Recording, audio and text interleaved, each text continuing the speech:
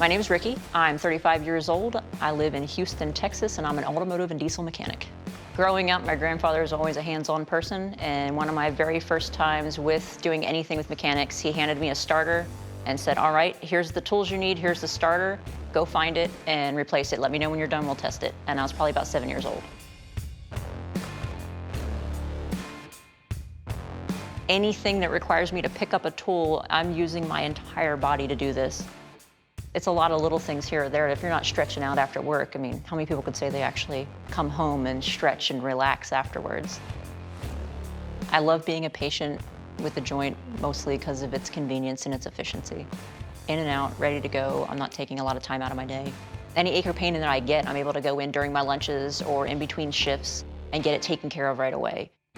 Everything's loosened up, they snap everything up the way they need to, and I'm walking out of there with a pep in my step that I was hobbling in before I started.